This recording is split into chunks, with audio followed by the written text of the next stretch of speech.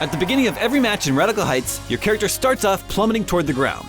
Instead of parachuting in like in other Battle Royale games, you hit the ground with a tuck and roll straight out of an action movie and the battle begins. Unfortunately, that's about where the excitement stops in Radical Heights.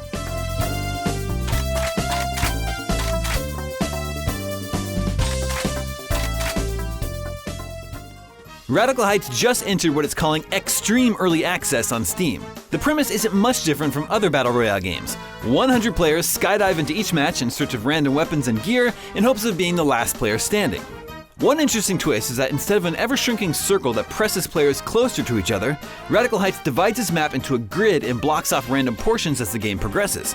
The system has plenty of issues though, like randomly forcing players into unusually terrible positions at no fault of their own. But at the very least, it can keep things feeling fresh from match to match.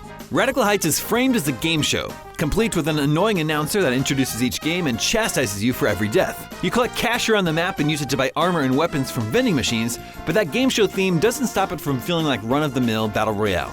Radical Heights is also desperate to tap into 80s nostalgia. The vending machines that sell your guns play an off-brand rendition of Kenny Loggins' Danger Zone every time you buy one, and say negative Ghost Rider if you don't have enough money for your purchase. Negative Ghost Rider. It was funny the first 2 or 3 times, but was pretty grating after a few matches. I quickly started to close the window rather than listen to the announcer again and again. Even hearing Joe Esposito's "You're the best around" every time you win gets tiresome. Most of Radical Heights' veneer is relegated to sound cues and referential billboards anyway. While the 80s game show premise should provide fertile ground for all sorts of absurd and silly weapons, you're stuck with M16s and Uzis and all the other real-world weapons that are more fun to use in 100 other shooters. The guns themselves feel fine to shoot. The problem is that Radical Heights never gives you the ability to truly outplay your opponents. The guns are so deadly and so accurate, and the map often forces you into such close encounters that odds are whoever sees the other player first will win the fight. It's a system that would feel right at home in an arena shooter like Call of Duty, where you respawn every few seconds. But in Battle Royale, where a death could mean you just wasted the last 20 minutes worth of looting, it's hard not to feel a little cheated. Given its early access state, it's no surprise that Radical Heights is also a bit of a mess on the technical side. Some of the issues are forgivable for an early access game, like buildings that are still missing textures, but others, like the frame rate taking a dive when the action gets too intense, are a little more frustrating. The only truly unforgivable technical issue in Radical Heights is the sound, which is a woefully unreliable source of information. At best, you may just be plagued with the phantom sounds of a dead player's steps long after they've already been killed. At worst, enemy footsteps in Radical Heights might not play at all. Outside of individual matches, Radical Heights' other gameplay structures don't fare much better.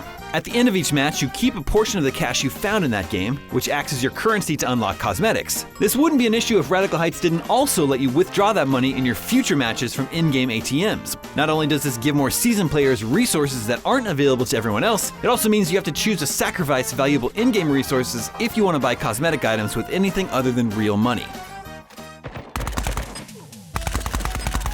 With its frustrating firefights, questionable cosmetic unlock system, and skin-deep style that irritates rather than entertains, Radical Heights is a mess of half-baked ideas that never managed to come together. While it's still in very early access, it is going to take some pretty massive changes to help turn it around. Thanks for watching. For more shooter reviews, check out our review of the Hunt Showdown Early Access release and the new Call of Duty World War II War Machine DLC. And for everything else, be sure to like and subscribe to IGN on all your favorite platforms.